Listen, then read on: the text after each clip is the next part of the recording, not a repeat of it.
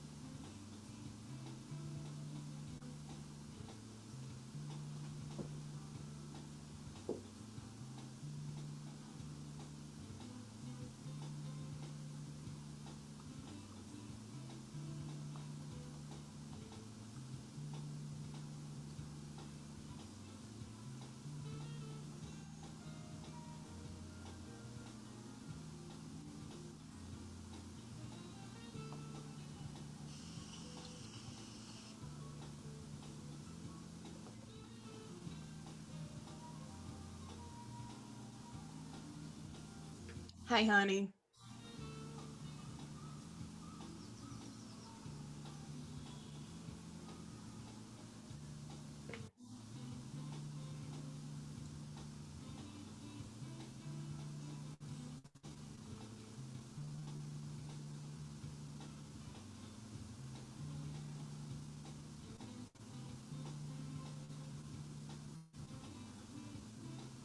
I'm gonna mute myself for a second, okay?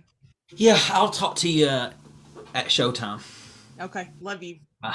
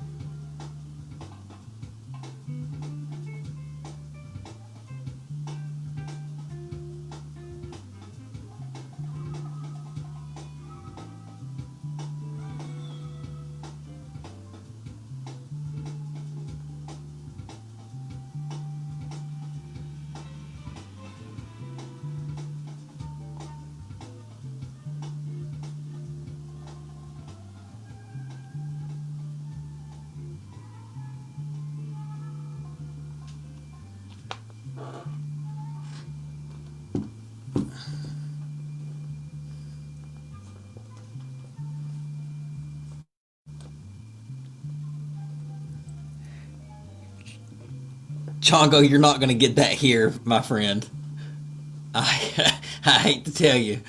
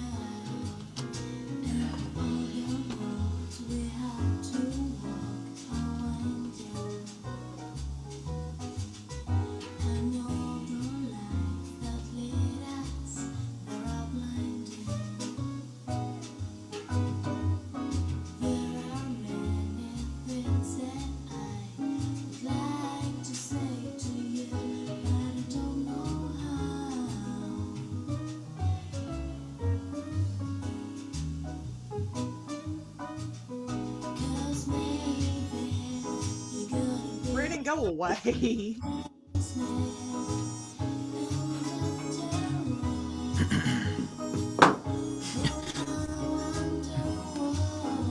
It is the lounge version of Wonderwall.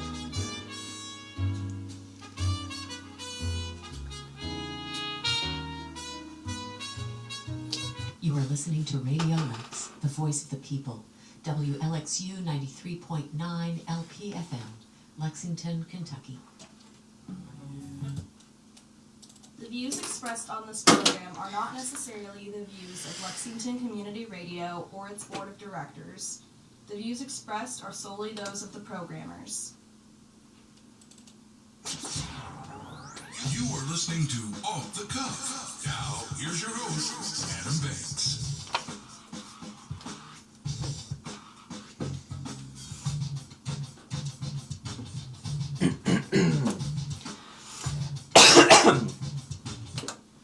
Welcome, everybody, to Off the Cuff. I am Adam Banks, coming at you live from Lexington, Kentucky. Thank you for listening to the show, and thank you for tuning in to WLXU 93.9 FM. In addition to listening to us on the radio, you can check out our Facebook live stream at Off the Cuff with Adam Banks, or you can download the Radio Lex app on your smartphone device to listen to us anywhere in the entire world. You can also stream us from the web at radiolex.us. Amber Turner is broadcasting from her home studio, and I'm broadcasting from the WLXU studios. Amber, how are you doing this evening?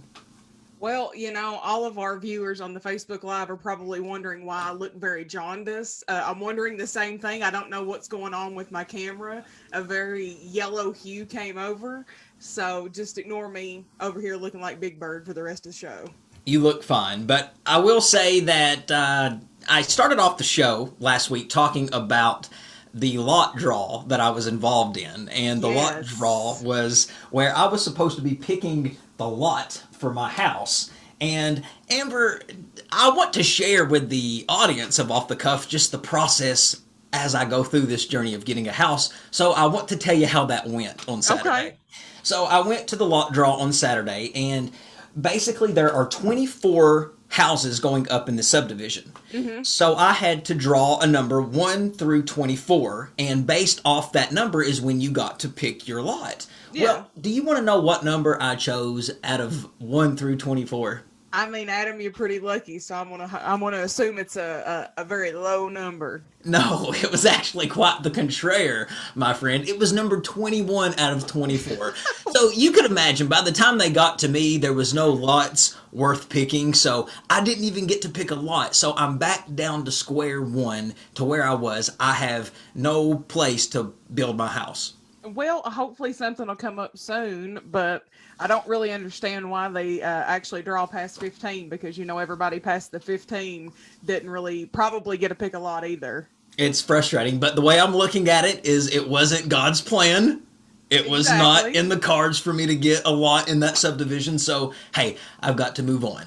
But that's that. But, ladies and gentlemen, the second and final presidential debate is tonight. I know a lot of people are anticipating this. It takes place tonight at 9 o'clock, and it's pretty much on every single channel. It will be moderated by NBC News correspondent Kristen Welker. And the interesting thing, and the thing that everybody is really wanting to talk about when it comes to this debate, and I think what a lot of people are tuning in for when it comes to this debate, is the mute button that has been implemented. And never in the history of presidential debates has there been a mute button implemented.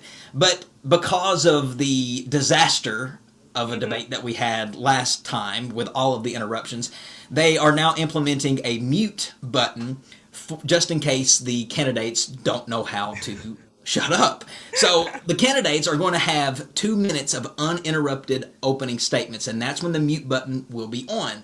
Okay. But I'm curious to see how the rest of the debate is going to go, because, Amber, it is a debate, and a debate is give and take. And Yes. if you cut off people during the give and take, that's no longer a debate. So I'm curious to see what happens with that mute button and if they get a little scratchy finger and want to press it the whole time. Well, and I just have to bring up: is this not the same correspondent that was caught leaking the debate questions to Hillary Clinton? I think so. I think that this correspondent was busted with leaking the questions to Hillary back in the day, but I'm not really for sure on that. So, to me, if she was, I don't know how she got rehired to do this debate. I mean, I need that job. I need that job. I told you I was probing for it a couple of weeks ago. Let me be the moderator, and I guarantee you won't have that nonsense. But there will be a mute button. Do you think that Trump will be able to tolerate getting cut off? No.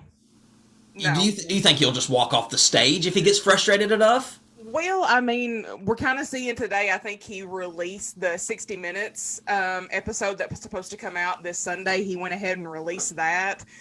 So I think if he gets on this debate and they start hitting a mute button on him, I don't want to think that he would walk off, but he's already fired up, I guess is where I'm going with that. So who knows what could happen. The topics for the debate is fighting COVID-19, American families, race in America, climate change, national security, and leadership. That's going to be the main topics for tonight's debate, and it's going to be a 90-minute debate. And Okay. it's divided into 6 15-minute segments, with each candidate granted, of course, that 2-minute uninterrupted opening statement. And then after that, there's going to supposedly be open discussion where candidates can kind of talk over one another. But I'm hoping that they don't get out of control with the mute button and they do let the candidates debate.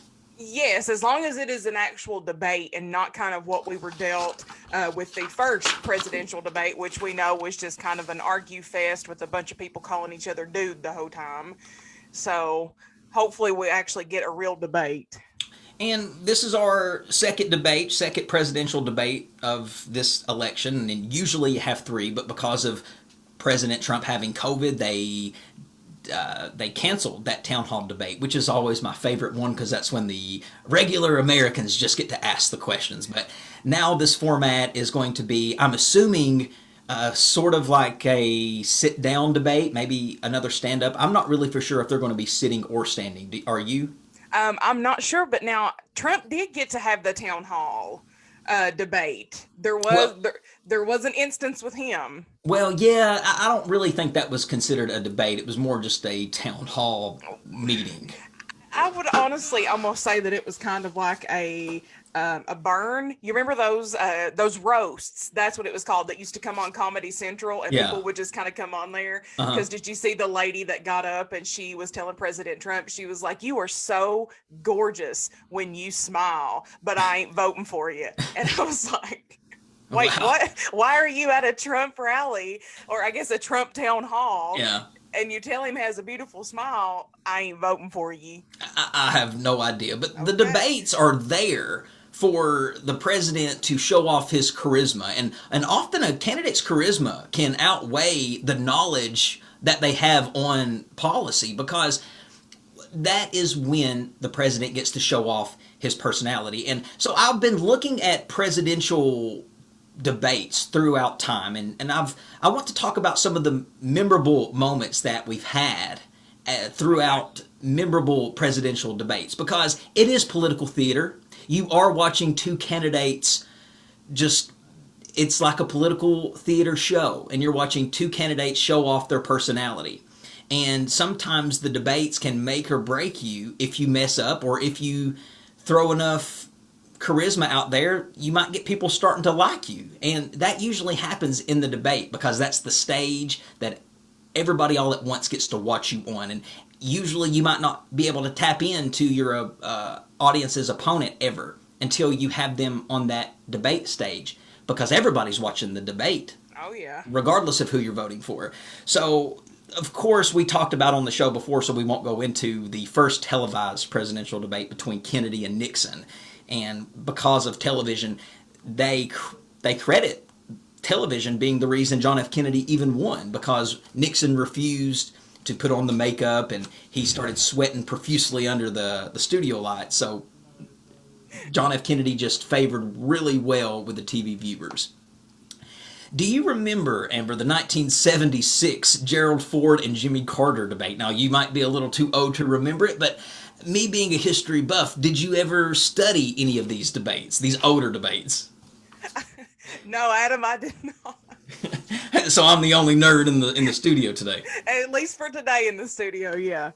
Well, Gerald Ford pretty much killed his presidency when he just said a simple thing about, well, it wasn't so simple. He said, "There is no Soviet domination of Eastern Europe, and there never will be under a Ford administration. I don't believe the Poles consider themselves dominant by the Soviet Union." And what was unique about that certain thing he said was that's when the Cold War was at the height of the Soviet Union, and they had a strong grip over the entire region at the time, so it didn't make no sense. It actually made the moderator look straight up at Gerald Ford and say, "Excuse me, what?" Yeah, because it was just so like, are you serious? And Jimmy Carter defeated Gerald Ford. Well, I can see why. Was it that debate? I don't know. There was the 1980 Ronald Reagan versus Jimmy Carter debate. Reagan was known to be a charismatic guy, and he usually let his personality show out during debates. And Carter started spewing off a bunch of political mumbo jumbo, and Reagan jumped in and said, "There you go again." And when he said that, the audience just erupted in laughter, and Reagan won the presidency. Was it the debate? I don't know. There was the 1984 Ronald Reagan and Walter Mondale debate, and I love that because the moderator asked Reagan about whether his age could be an issue, and Ronald Reagan replied, he said, "I will not make age an issue of this campaign. I'm not going to exploit, for political purposes, my opponent's youth and inexperience." And when he said that, did you know that Walter Mondale himself cracked up laughing? And everybody laughed. And that was just the enduring things that Ronald Reagan used to do to make people love him. And I think Reagan won like 48 out of 50 states that year during his re-election. That's a pretty good one. I know. There was the 1988 debate, and this was a vice presidential debate that was between Lloyd Bennington and Dan Quayle. And Dan Quayle was the VP mate for Bush, and Lloyd Bennington was the running mate for Michael Dukakis. And Dan Quayle was trying to compare himself to John F. Kennedy, and that's when Benson, who was the Democrat from Texas, he looked straight at Dan Quayle, and the way he looked at him right in the eyes, and he said, Dan Quayle, he said, "Mr. Vice President," he said, "I served with Jack Kennedy. I knew Jack Kennedy. Jack Kennedy was a friend of mine. Senator, you are no Jack Kennedy." And that's when that prompted a roar from the audience, and everybody went crazy. But the thing about that is Dan Quayle and George Bush went on to win, so I didn't affect him too much. There was the Clinton versus Bush town hall debate in 1992, and that town hall debate, if you are ever going to go back and watch a debate, go back and watch that one, because it really shows you how important your nonverbal plays a role during a debate. This is the 1992 town hall? Yes, and that was Bill Clinton versus the first H.W. Bush.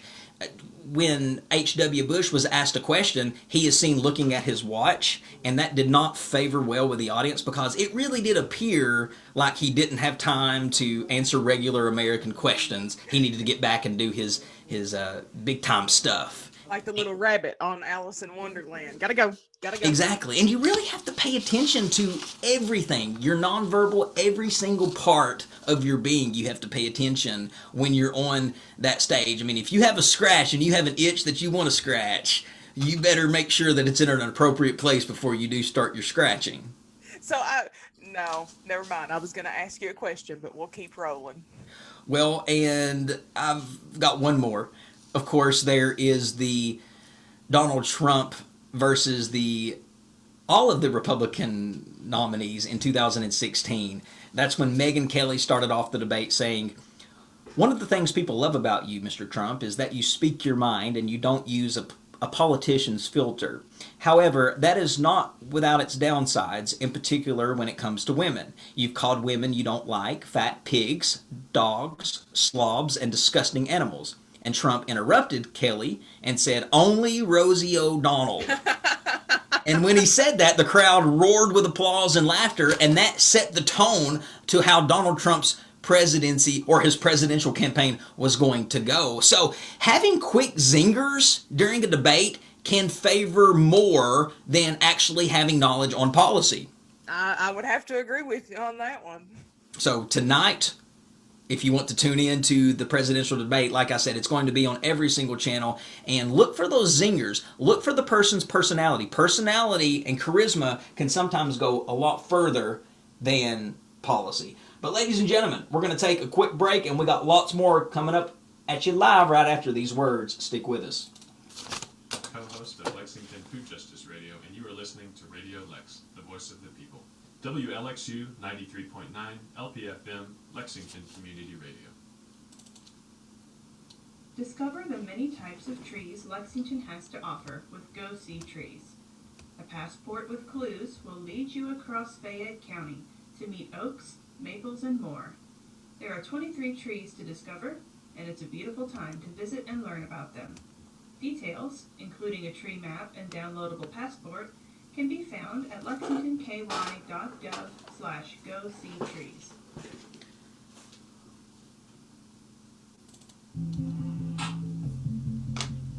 Radio Lex has the support of SRC of Lexington, an employee-owned remanufacturing company that has been local since 2009.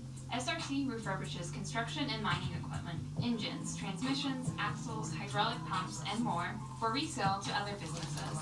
SRC supports the community through philanthropy and volunteering. To learn more, you can visit srclexington.com or follow on Facebook at SRC of Lexington. SRC is proud to support Radio Lex, the voice of the people.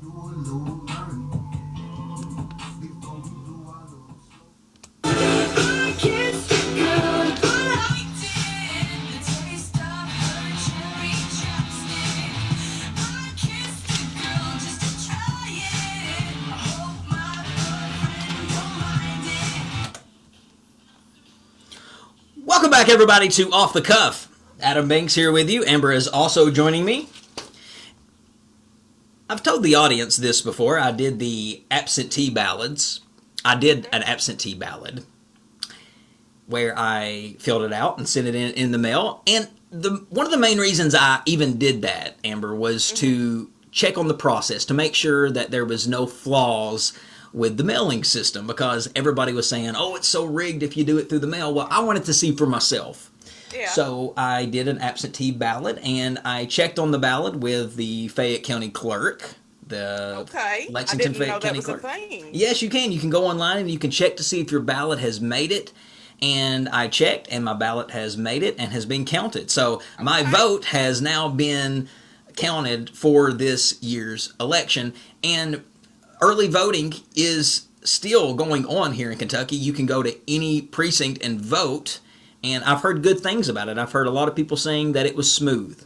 Well, I will say that the one thing that I'm very happy about is they are offering Saturday voting. You can go to all voting locations in Lexington from 9 to 1, so 9 a.m. to 1 p.m. And I thought that was actually something. I don't understand why we did not do that before, because how many times have you been racing to get to a polling location because they close before you're off work, or they close very quickly after you get off? But have you been hearing of all of these absentee ballots that have been found in the trash? Yes. This even happened in Louisville. Jefferson County found 112 absentee ballots in a dumpster. And in Pennsylvania, you know how important the votes are in Pennsylvania. It's a swing state. There was tons and tons of ballots that was just thrown out into the trash. So the integrity of the U.S. Postal Mail is more important now than it ever has been. Yes. Ever. And I just don't understand why people that work for the Postal Mail even want to take that risk, because during a presidential campaign, if you get caught throwing away ballots or trying to be dishonest with this election, you're talking prison time. I assure you that either president will make sure that you go to prison for a long time, especially if Donald Trump gets reelected. He won't let you sleep. No. And I think that several of the mail carriers have been caught on candid camera actually throwing ballots in the dumpster. I cannot remember which state that was from, but someone had pulled their security footage, and you could just see somebody just trot over and boom, right in the dumpster. Yeah, it's sad, and I hope that, I don't think that the president will be announced on the night of the election. I think that it's going to be too close to call, and it's going to have to be because of these mail-in ballots. I think that the ballots, and because of the ballots, is why the result will be held up. Yeah. I will be shocked if we find out on election night who our president really is. And that's going to take away all of the fun, because I don't know about you, but election night is definitely a night that I enjoy. Oh, it's the best. And really what's fun about it is sitting there and just watching as the states come in, and you get to see that projection, and you get to see if your candidate is winning. It's a fun time. It is. I can't wait to cover it here on Off the Cuff. I don't think we'll be doing a live coverage show, but we could. That would be fun. I mean, maybe. I mean, it's kind of like that would be fun. That would.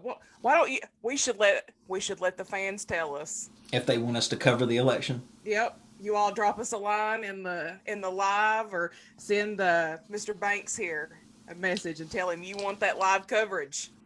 All right, Amber, I want to get off politics here for just a second. I want to read you a news story. Now, this news story is very depressing, and it's very sad, but I'll start reading the story. It says, details are beginning to emerge the day after Kentucky State Police said a Vicco man shot 2 of his children, killing one, a 2-year-old, and injuring the other.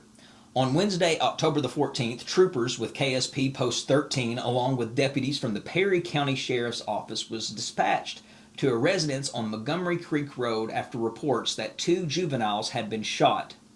David Hampton, 36 years old, of Vicco, shot 2 of his juvenile children, and one of them was deceased. Those children were transported to Hazard ARH, where one of the juveniles, Sunday Rose Hampton, age 2, was pronounced dead by the Perry County Coroner's Office. The second juvenile, David Hampton's 12-year-old son, had been shot in the neck area and was transported to Johnson City, Tennessee via helicopter. The 12-year-old was listed in stable condition. Through witnesses, statements, and evidence at the scene, KSP officials said it was determined that David Hampton had shot both juvenile victims while in the presence of his wife and another juvenile child, placing the lives of his wife and the other child in danger. So I bring up this story, and I read this story because I actually used to work with David Hampton. I actually know the guy who did this. And I worked for a company back in 2005 and 2006 called Homes Incorporated. And it is where I built houses for families with low income, and it was a government-based company, and it was just a really rewarding job. I loved doing it, and I love construction. But David also worked there, and some of the construction sites that I worked at, David worked on them too. David was actually one of the lead carpenters. So sometimes I was his assistant for the day. And there were several times that I was in a car, just me and David, riding down the road to these construction sites. Yeah. And when you hear about somebody like this that you once knew, because I don't know David, I haven't talked to David in probably 12 years. Yeah. But when you hear about something this horrific that somebody that you used to know does, it really does put a lot of things into perspective. Number one, it makes you realize that we look at evil sometimes straight in the eyes on a daily basis, and we don't even know it. I didn't know that David had something like this in him. I didn't know that he could stoop to such evil lengths. Yeah. And to know that I was in a car with him sharing conversation with him, hanging out with him, and knowing that he had this in him the whole time just opens up my eyes to know that the people that we come across every day are not good people sometimes. Not everybody we talk to is good people. You could be staring into the eyes of a murderer, a child molester, a rapist, a thief. We like to think that good people exist, but we know that that's not always the case. And it's when I heard this, I was sad for his family. I was sad that David has opened up this evil into his life. I don't know what caused it. I assume that drugs and alcohol had to be involved, or some type of evil demonic spirit got a hold of him and just took over him. I have no idea. You can't put rationale in an irrational situation. So when I hear this story, it just makes me sad, and it makes me realize that we do encounter evil people on a daily basis. Every day. Every day we encounter them. And I also watched that Chris Watts documentary on Netflix. And but what was the difference that Chris Watts and David Hampton, what's the two difference? I mean, I think Chris killed his wife too, and David's wife didn't die, but he still was doing the same things that Chris Watts was doing. He was killing babies. He shot his son, his 12-year-old son, in the neck. And people, I don't know, I just don't have any sympathy for parents who mistreat their children in any way. And I hate that. I hate that for that little boy and his other child, because they have to live the rest of their life knowing that the person that raised them was a literal monster, and it will make them question every person they encounter for the rest of their lives. Yeah, very sad. But when I read that, I was just in total shock, because you don't hear about things like, well, you hear about things like that happening, but when you know them, and you once were in their life on a day-to-day basis, that's kind of scary, and it hits home. Well, now, you mentioned that you watched the Chris Watts documentary. I'm curious as to what your thoughts were, because, a lot of people have found this very, very disturbing. Well, I think what happened to those babies was, you cannot put words into how awful that was. No. That was horrible. And what happened to his wife was horrible as well. Those people did not deserve to die. No. And nobody deserves to die. Let me just throw that out there. But I don't think that they deserve to die. Now, do I think that his wife was annoying? Yeah. Of course, when I watched that documentary, she is definitely the woman on Facebook that I would not want to be friends with. I would delete her immediately. Her post would be muted immediately. I was going to say, would you mute her? Yes, she would be muted. Or I would just delete her. Because she was definitely somebody who lived her life for social media posts. Yes, I agree with that. And I think that, of course, it was obvious that Chris was miserable in his marriage, probably miserable with his current situation, and he wanted to get out of it. And it makes no sense that people think, oh, well, I guess I have to kill him to get out of it. No. I mean, didn't he even think that maybe divorce was an option? Apparently not. I mean, obviously not. What happened to her and those kids was still horrible. They didn't deserve to die. I'm not saying because of her love for social media and his unhappiness in the marriage excuses what he did. No. But I do think that documentary makes it clear that he was miserable. She was very controlling. She was very showboaty.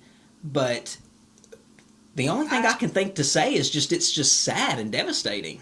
I just don't understand. Like, I can understand if the two adults had issues. We hear about domestic violence all the time. This is not a new thing. I still can't stop asking myself why he chose to kill his children. Why kill his children? That's what I couldn't understand. And in the manner that he did. I don't know. I don't know what comes over people. I don't. But ladies and gentlemen, we're going to take a quick break, and we got lots more off the cuff coming at you live after these words. Stick with us. Radio Lex, WLXU 93.9 LPFM, Lexington, Kentucky. The next household hazardous waste collection will be held on Saturday, October 24th from 8:30 a.m. to 3 p.m. Paints, pool chemicals, motor oil, batteries, pesticides, and other hazardous items will be accepted for proper disposal. Items should be placed in the trunk of your car for easy unloading. More information, along with a participant survey, can be found at lexingtonky.gov/HHW event. Have you been treated unfairly in housing? To know your rights, contact the Lexington Human Rights Commission. It's our goal to provide a quick resolution to your housing complaint. We're here to listen and help educate, as well as give you the help you need. You can visit lexhumanrights.org to file a complaint online, or call 859-252-4931. We're local and there is no cost for our services. The Lexington Human Rights Commission. Your choice, your right, your home.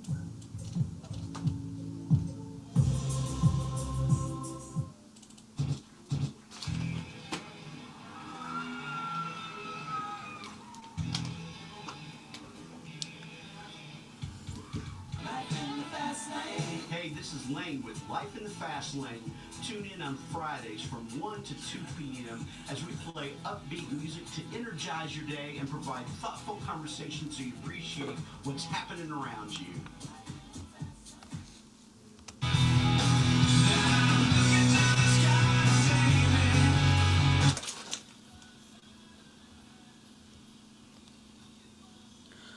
Welcome back, everybody, to Off the Cuff. Adam Banks here with you. Amber is also with me.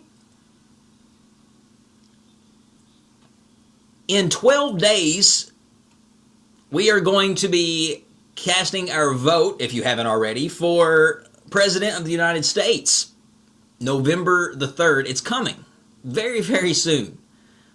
Next week is actually our last show before the election, so we're not going to have all of this political talk forever, but it's in the forefront of our nation right now. We got to talk about it. And I've been keeping different themes throughout the last couple episodes to get you ready for the presidential election. I've been giving facts, whether it is first kid facts or first lady facts or facts about Air Force One or facts about the White House. But I'm going to continue that trend today, I'm so Amber. excited right now. Yeah, it seems like that people are really liking this segment here on the show, the segment where I just give fun facts about a particular topic. Who doesn't love a fun fact? And you've sincerely given some fun facts. I will give you that. Well, I am a college instructor by day, so it would only make sense that I educate my listeners. Well, today, for all of you listeners, I'm going to give you facts about different U.S. presidents, and I'm going to start with the unusual facts about former U.S. presidents. So, just so you know, 8 presidents have died while in office. Did you know that, Amber? That 8 presidents. I did not know it was that many. Yes, 8 presidents have died while in office. Okay. You have Harrison, you have Taylor, you have Lincoln, Garfield, McKinley, Harding, Roosevelt, and Kennedy. Harrison died of pneumonia. Taylor died of inflammation of the stomach and intestines. Harding died of a heart attack, and Roosevelt died of a stroke.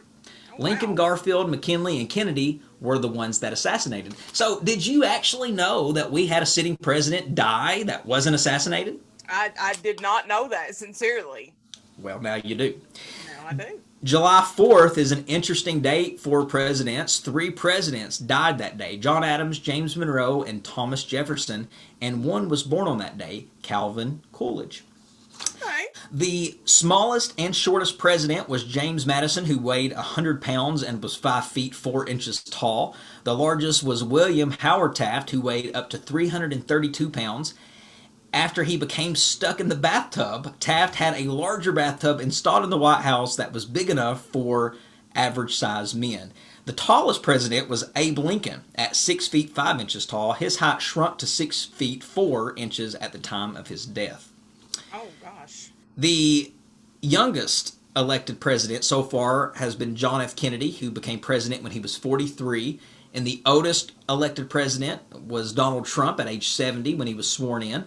The youngest president to serve was Teddy Roosevelt, who became president at 42 after McKinley was assassinated. So JFK was the youngest elected, but Teddy was the youngest to ever be president. Okay. Because he got moved into that presidency after that assassination. So there are your unusual facts, Amber. So now let me move on to the famous firsts. The famous firsts from presidents. Okay. The first U.S. citizen to become president was Martin Van Buren. He was born in 1782, which makes him the first president to be born after the signing of the Declaration of Independence. The first president to travel outside of the country was Teddy Roosevelt. The first to fly was Franklin Roosevelt, and the first to visit all 50 states was Richard Nixon. Okay. The first president to use a phone was Hayes, and his number was 1. Like, pick up the phone and hit 1? I guess. Oh. Grover was the first and only president to be married in the White House. Who Benjamin was that now? Grover. Guava? Okay. Yep. Benjamin Harris was the first president to attend a baseball game. William Taft was the first to throw out the first pitch of the season, and that tradition still continues. Pretty fun. Well. And before I quit educating all of my listeners, let me just give you some miscellaneous facts about the president. George Washington, Thomas Jefferson, and John Adams all loved to play marbles and were collectors of them. I feel them. Did you ever play marbles when you were a kid? I didn't. I think I got them a few times, but I would just like shuffle them around and then lose them all. Well, I loved playing marbles. I don't think I ever played them correctly. I remember my sister and I used to be at my mama's house, and she had marbles. Mm-hmm. And we used to get her dishes out of her cabinet, and we used to put marbles in her dishes, and we used to act like we was cooking with the marbles, so we would stir the marbles up, so that means we were cooking something up. And she had a window in her kitchen that slid open and closed, and that was the drive-through window. Now, is that your version of playing marbles? That was my version of playing marbles. And you have to be creative when you're a kid in Eastern Kentucky, because there's not much you can do. What was your restaurant called? I don't remember. Probably Adam's Place or Adam's I was going to Country say Kitchen. it was probably something Adam's something. Jefferson invented the coat hanger. Herbert Hoover's son had 2 alligators as pets. Okay. When I saw that, I was like, okay, I can't stand alligators. And the fact that people have them as pets, it disturbs me. Warren Harding played poker often and lost a set of White House china during a game. Oh, gosh. A speeding ticket was issued to Grant for riding his horse too fast. Okay, I didn't know that was a thing. If there was ever a president in modern history to get a speeding ticket, it would be, if I was ever elected, it would be me for sure, because yes, I get speeding tickets.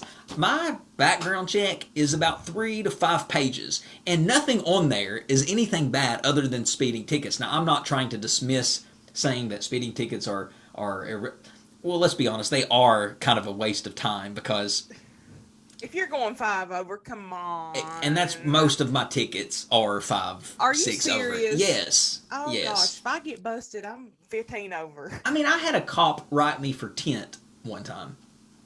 Your tint's not even that dark. Yeah, and he wrote me for tint. He said my tint was too dark. Say, well, quit looking so hard, buddy. I know. That's real police work right there, is getting tint off people's car. But John Quincy Adams usually took a morning nude swim in the Potomac River. I could see you doing that if you were the first lady. Yep, that'd nude be me. Swim. And last of all, ladies and gentlemen, some miscellaneous facts about the president. Garfield, not the cat, but Grover Garfield, could write in Greek with one hand and Latin with the other at the same time. No, he couldn't. Hey, that's a fact. And I will say that facts are optional on off the cuff, but I will say this. I will say that Garfield, if he can do that, he's a genius. Because presidents that can presidents have to be genius anyway, right? To be president, you got to be to a certain degree. You got to be on a different level of intelligence to run the Yes. country, and I don't think we've ever had a dumb president. I really don't. Not that I know of. Now, I'm not somebody who knows every single thing about all these presidents, but Yeah. I can say the ones that have been president while I've been alive have been no dummies. No. Even though poor Bush got a bad rap. Because He held did. the phone upside down one time. And I love when he got wrong that, you know, the old expression goes, shame on you, for me, one. And then you could just tell he messed up and he's like, oh gosh, I don't remember what it is. But the things that President Bush did made him so enduring, and that's why he's a 2-term president. I think, didn't he even approach Stevie Wonder and try to shake his hand? that doesn't surprise me, but Bush should have got a lot more credit than what he got. I think the man is fluent in like 6 or 7 different foreign languages, and I don't know if you've ever tried to sit down and study a foreign language. It's pretty tough. I have, unfortunately. But ladies and gentlemen, we're going to take Off the Cuff's Song of the Week break, and I think this song is very fitting in the climate that we're in now, and it's a beautiful, gorgeous day outside. So, ladies and gentlemen, roll down them windows, and we'll be right back after a little Black Eyed Peas, Where is the Love?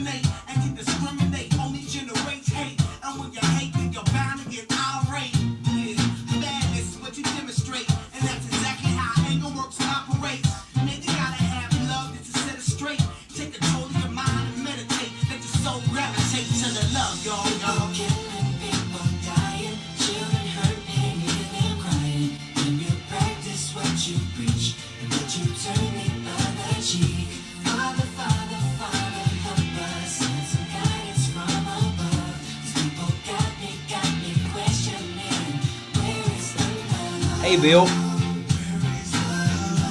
Kendall, Off the Cuff, Live Election 2K20. I'm right there.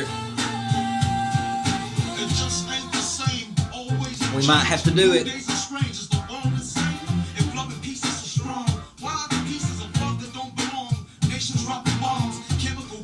Beaver Red for Life, East Side, yeah. So is Dry Creek considered the East Side? I thought Dry Creek was kind of considered Middle Beaver.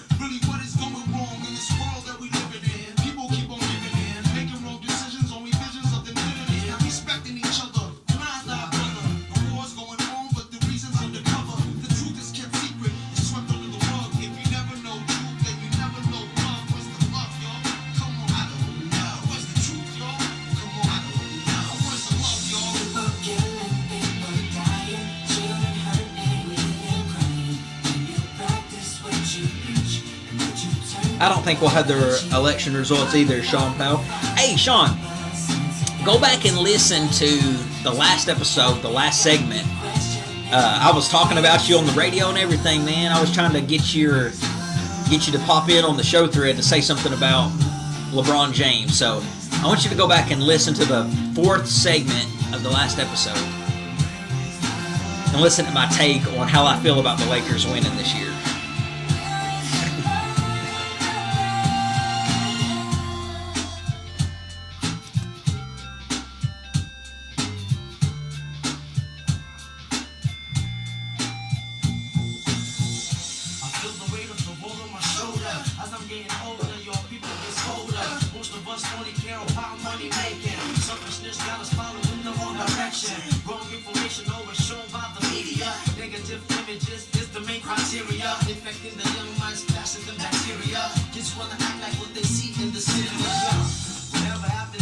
There's Wade. Wade, what's up?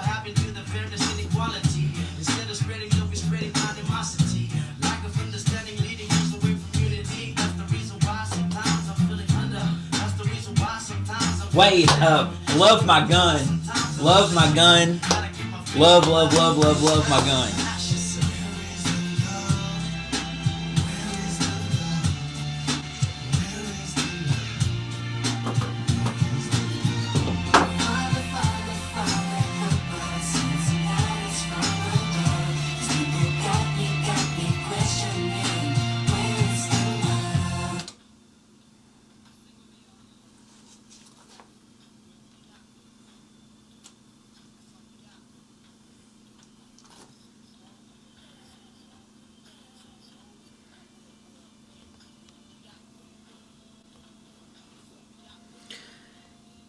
Here's something to put in your pipe and smoke. It has been 10 years since I have graduated college.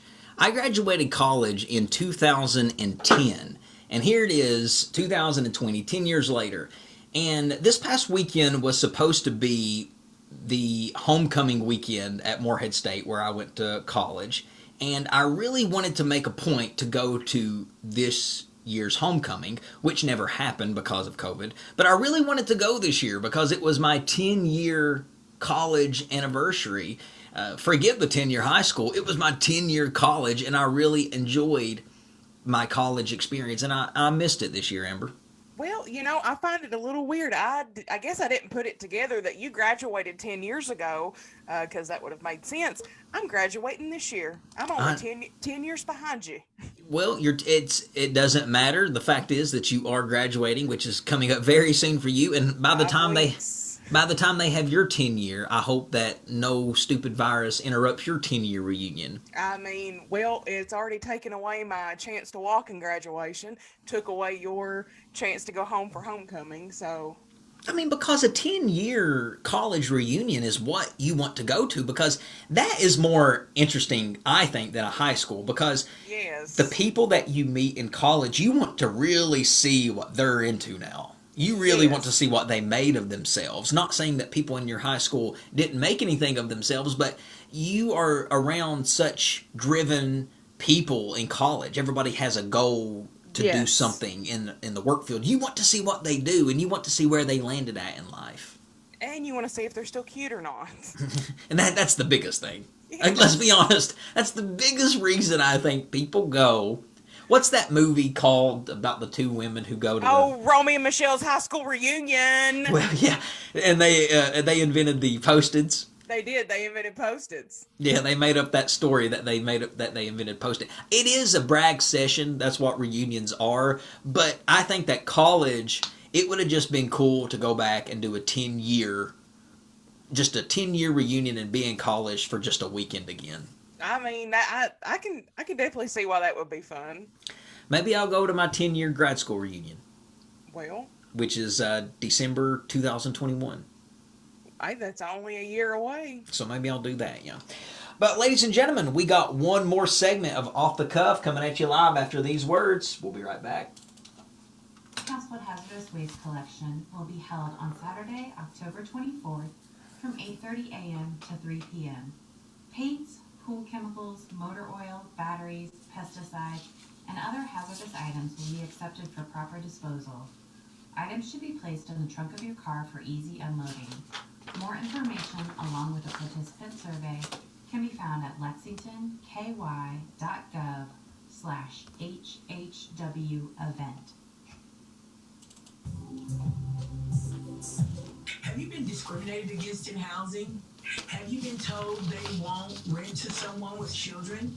Have you been treated differently because of your national origin? These are just a few examples of housing discrimination. The Lexington Human Rights Commission wants you to know your rights. You can visit lexhumanrights.org to file a complaint online or call 859-252-4931. We're local and there is no cost for our services. The Lexington Human Rights Commission. Your choice, your right, your home.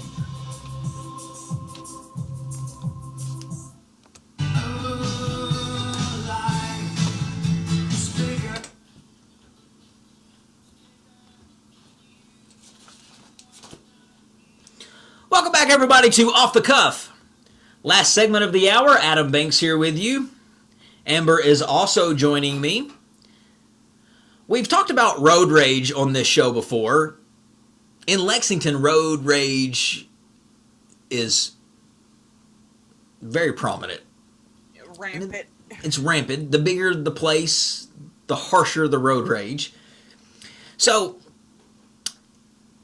and Amber, you do not have to answer this, but do you carry a gun in your car when you drive? I'm just not gonna answer. I think that's probably the best. Just make people wonder. Well, Exactly. I didn't until now. I actually do now carry a gun. I bought a new gun over the weekend, and I Nice had looking gun, by the way. Thank you very much, Smith & Wesson 38 Special. And I love the gun, and that particular gun I keep in my house for protection, because those who don't have guns in their house, it makes me wonder what you're going to protect yourself with if you do need something to protect yourself with. I think we're past the days of baseball bats and, I don't know, knocking somebody over the head with a with a frying pan, yes. But we're past those days. But I bought a gun the one I bought, I keep at my house. But the old gun that I had, I now keep in my car. Because I think that a person living in the climate that we live in now needs to carry some type of protection in their car. I'm not saying that it needs to be a gun, but you need some type of protection because of stories that I'm going to share with you right now. And this story happened in Fort Wright, Kentucky, in northern Kentucky. And it was a road rage incident between two gentlemen, Joshua Taylor, and the other guy was named John Patrick Abel. And apparently the two got into some type of road rage, which caused them both to wreck. And they wrecked right off of the Fort Wright exit, which caused Mr. John Patrick Abel to get out of his car and grab his rifle, saying to the guy who ran him off the road, Joshua Taylor, that he's going to kill him. He said he's going to kill him. So he walked over with his gun and pointed it at Josh Taylor, and before the man could really say anything else to Josh Taylor also had a gun in his car and shot and killed John Patrick Abel. But what else was Joshua Taylor supposed to do? What else was he supposed to do? There was a guy coming towards your car with a rifle, coming towards you saying that he was going to kill you. What do you do in that situation? Are you just going to try to talk him down? Are you just going to hope for the best? Or are you going to shoot him to protect yourself? I'm going to defend myself. If you come at me with a loaded rifle, I'm going to defend myself, period.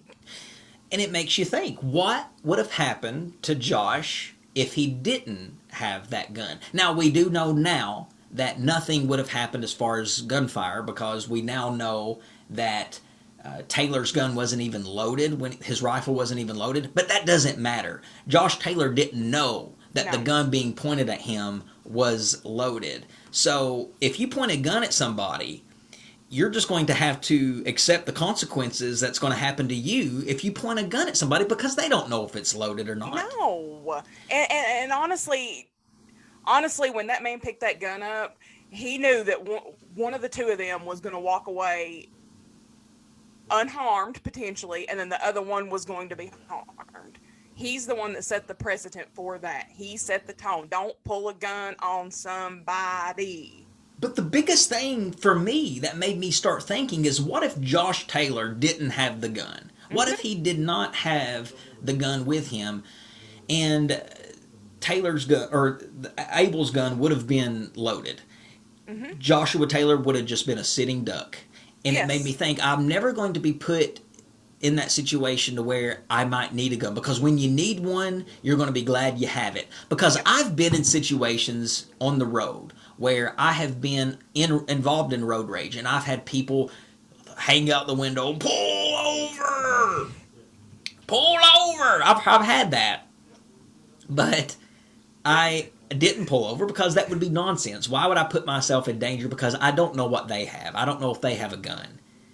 And it just, you're going to be glad you had one when you need it. I enjoy those people that pull over people because I'm like, first and foremost, no, you already made me mad because you made me late with your slowness. Right. It's usually the slow people. Right. The slow people on 75 going 65 in the fast lane. I'm watching you. All y'all. Putting y'all on notice. But it is, though. It's the people who you can't really, and people are so angry these days. And people are so frustrated and so angry. Are people that angry that they are having to pull out a gun and threaten you with it? Well, now, I don't agree with the gun. Now, that's too much, Don't start nothing, won't be nothing. I think Lil Jon said that in 2005. And I shared my story of me being involved in road rage in a Wendy's drive-thru. I swear, I think the 2-lane drive-thru at McDonald's was that was the worst invention ever created, because that's going to cause somebody to lose their life. Usually, well, I lose my mind every time I go through it. Yeah, because somebody always skips in front of the other person that's not supposed to, and it's disastrous. And then you get up there to the window, and they're like, "What'd you order?" And I'm like, "Well, I ordered. Did you order this?" And I'm like, "Nope. Not mine." That ain't like, mine. I hadn't skipped you. And I'm like, sweet, can I pay for my food? But I read that, and it just made me think, and it made me start really reconsidering the protection that I do have for myself.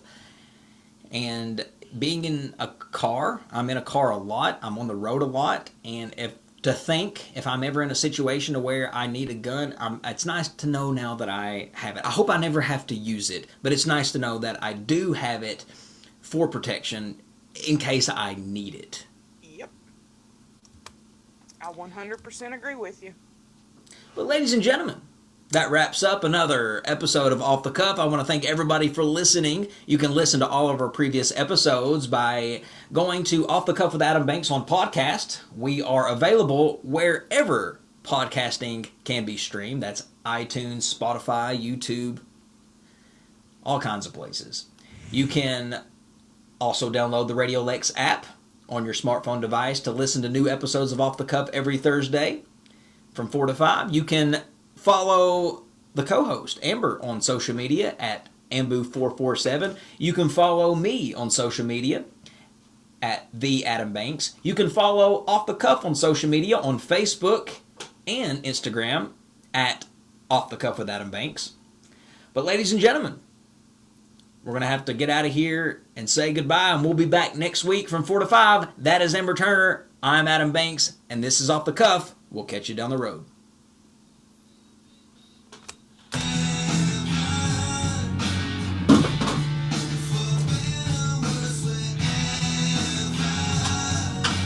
Forgot to mention, we have a show there starting just right after you, so if you can give it like maybe a couple of minutes. Okay. Adam, I'm gonna Sounds good. Yes, I'm getting out right now.